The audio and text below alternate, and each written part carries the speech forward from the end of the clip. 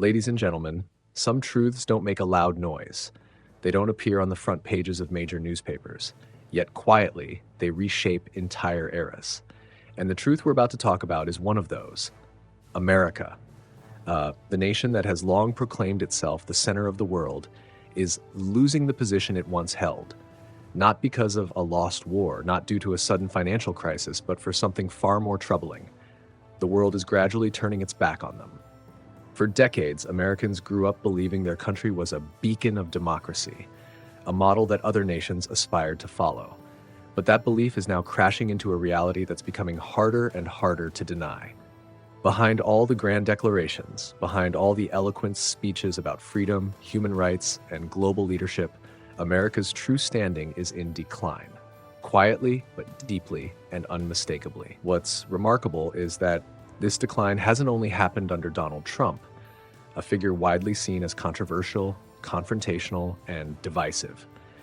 Even under Joe Biden's leadership, when Washington has tried to present a softer, more diplomatic face, America's image in the eyes of the world has fallen to its lowest point in years.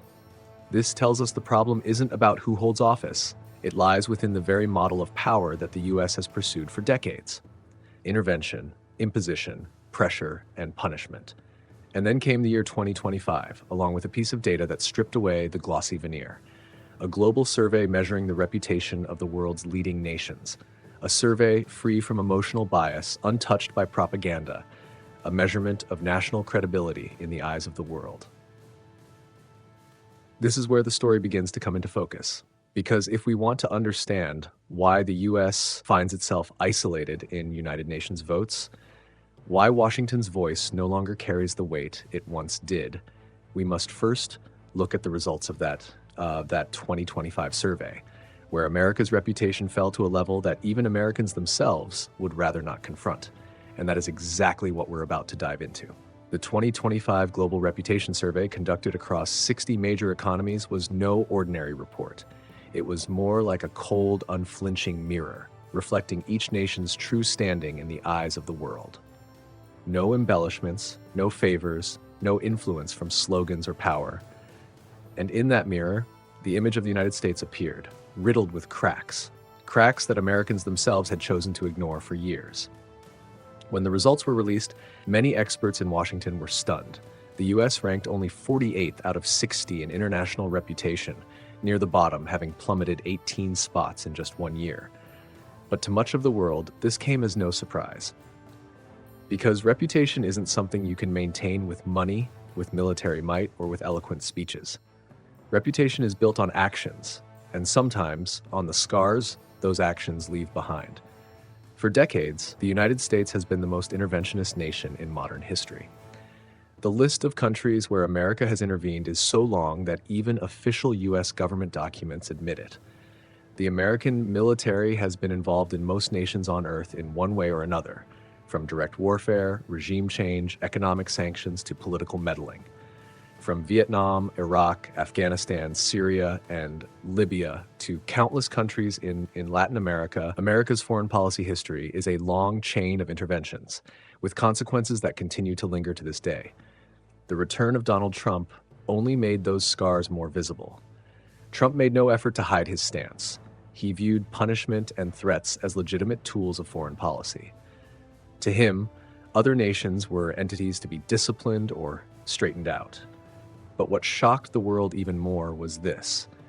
Even before Trump came back to the White House, America's reputation had already been in free fall under Joe Biden, the man many had hoped would restore the U.S.'s image after the chaos of the Trump era.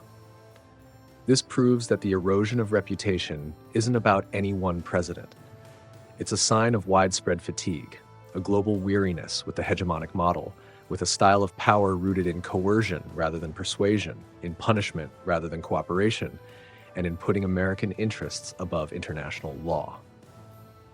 And once a reputation sinks that low, every diplomatic move becomes heavier, harder, and more scrutinized. That survey served as a warning. The world no longer sees America the way it used to. Countries are asserting their sovereignty, breaking free from U.S. influence, and demanding a fairer global order. So how concrete was the world's response to America in 2025?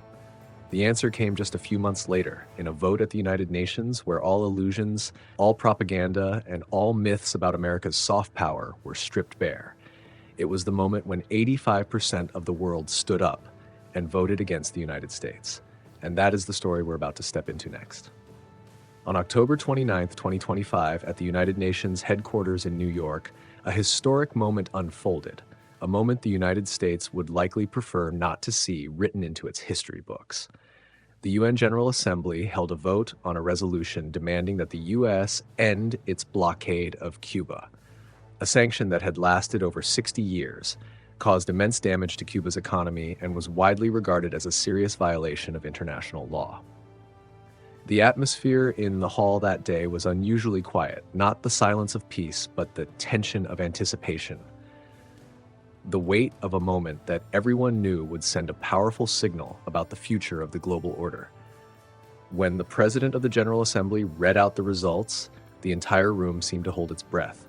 165 countries voted in favor of Cuba, only 7 voted against. The rest either abstained or didn't participate. In terms of proportion, that meant 85% of the world stood on one side, and that side wasn't the United States.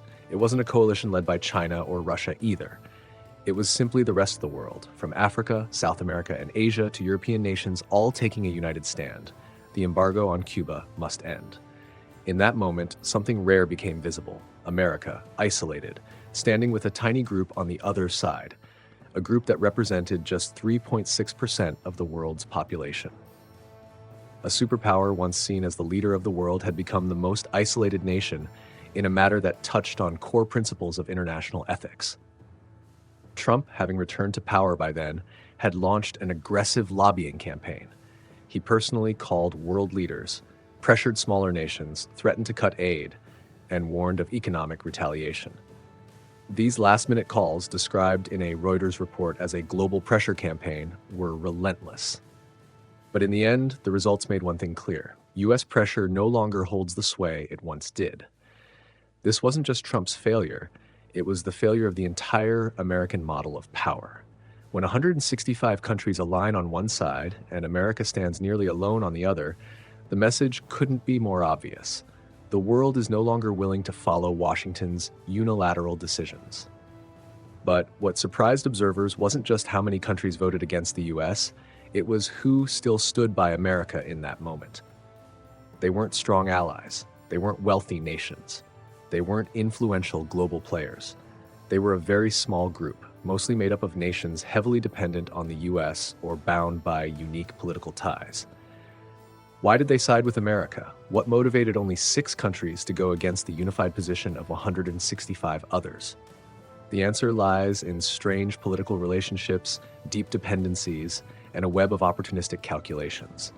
And that is the story we're about to explore next.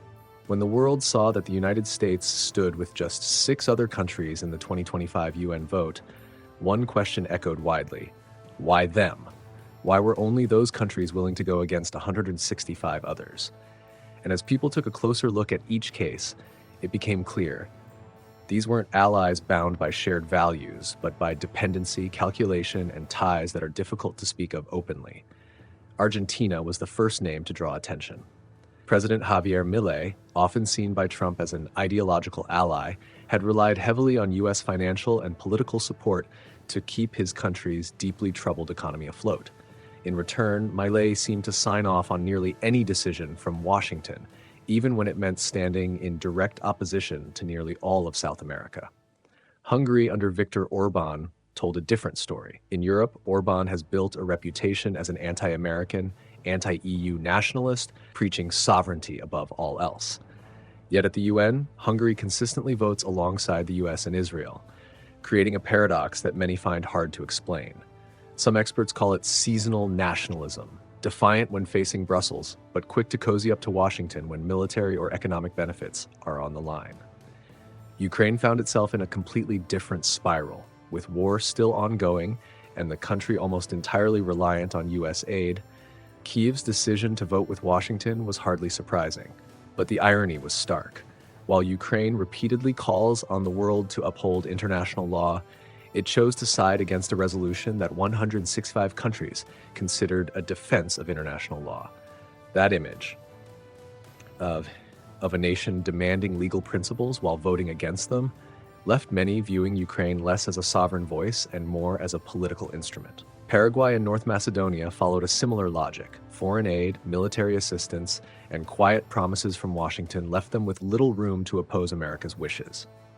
As for Israel, its position needed no explanation. The US-Israel alliance has, in modern history, been unwavering, whether the issue is Cuba, Palestine, or virtually any Middle Eastern resolution. All these countries had one thing in common. They didn't stand with America out of belief. They stood out of dependence. In that moment, the US had no true allies. It only had nations that had to support it. And because of that reliance on fragile ties, Washington entered its diplomatic campaign ahead of the vote, weaker than ever before. Trump tried to wield pressure, threats, and deals to pull more countries to his side, but it was precisely those efforts that revealed a deeper truth to the world.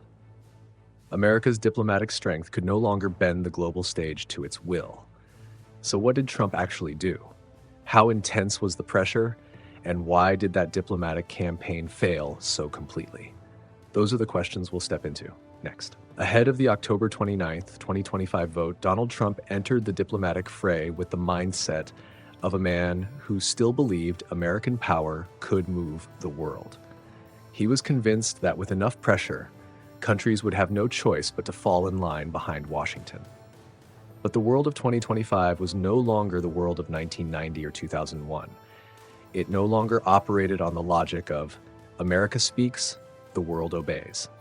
And that shift turned Trump's efforts into a near-total diplomatic failure.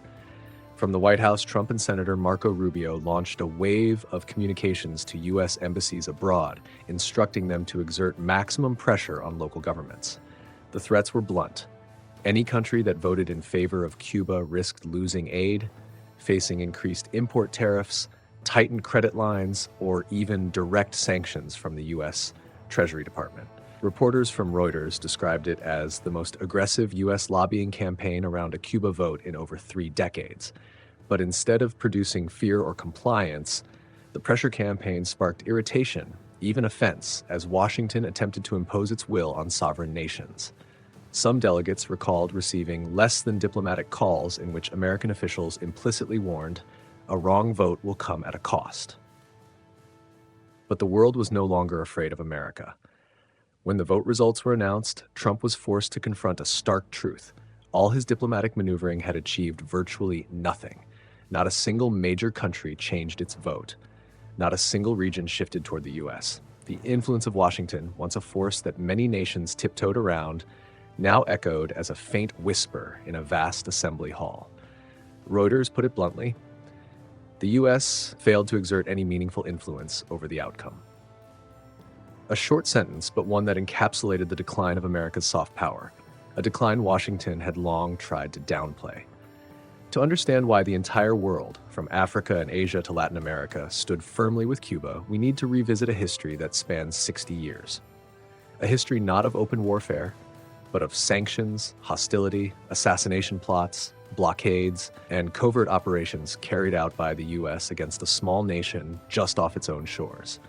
It's within that 60-year current that the real story begins to emerge. And that's exactly what we'll step into next. To understand why 165 countries stood with Cuba in the 2025 UN vote, we have to turn back the clock, not just a few years, but over half a century. Because this isn't merely the story of a sanctions policy. It's the story of a quiet war, one that dragged on so long that many forgot it began with a chilling, calculated purpose. In 1960, an internal memo from the U.S. State Department, still publicly available today on the website of the Office of the Historian, spelled out the official objective of the embargo: to bring about hunger, desperation, and the overthrow of the Cuban government. The language was unambiguous. There was no diplomatic phrasing, no hidden meaning.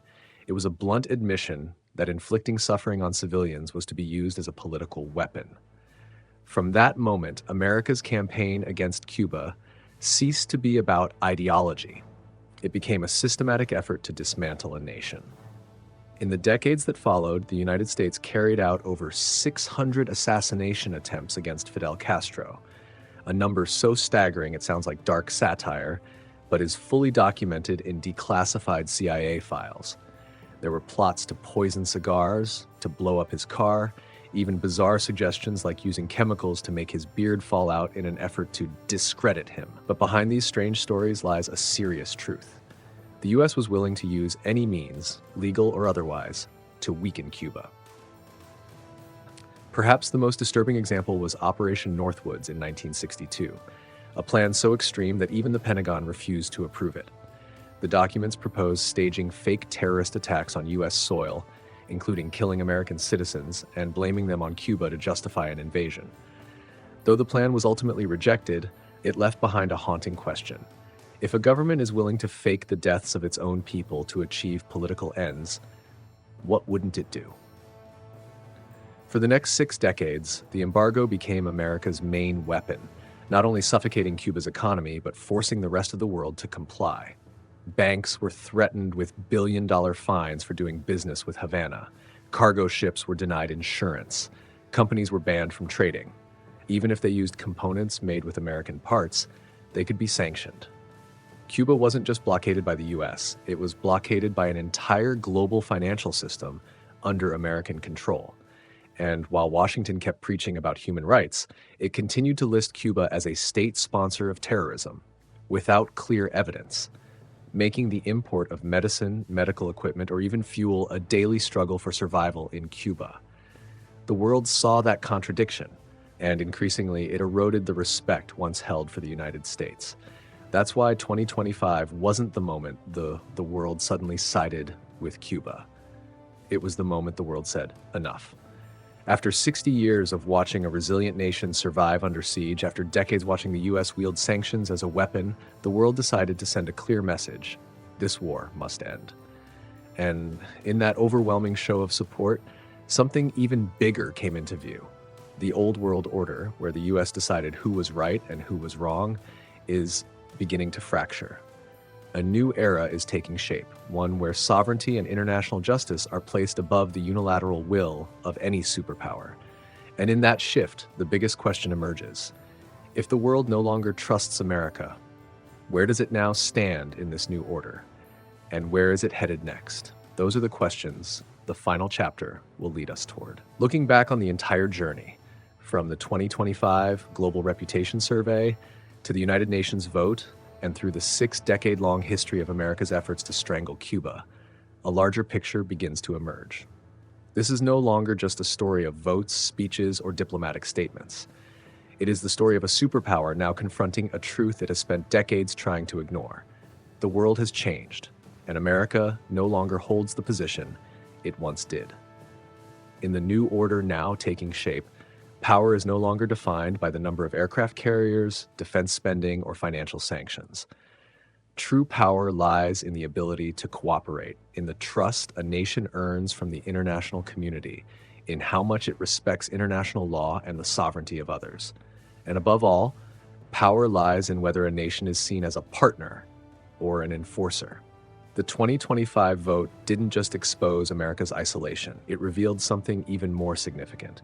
The majority of the world is no longer willing to accept a system where might makes right, where the biggest player gets to make the rules. Nations across South America, Africa, Asia, and the Middle East are seeking autonomy, striving to break free from the shadows of declining powers and searching for partners who respect them, not control them. In that context, the question, where does America stand, may already have a clear answer. It no longer stands at the center. It is no longer the sole voice in the room, and it is no longer the authority the world instinctively follows. A multipolar world is rising, and the United States is being forced to learn how to adapt rather than command. Ladies and gentlemen, thank you for staying with us through the end of this analysis. If you found this video insightful, please leave your thoughts in the comments and consider subscribing to the channel. It gives us the motivation to keep bringing you more honest and in-depth perspectives. We'll see you in the next video.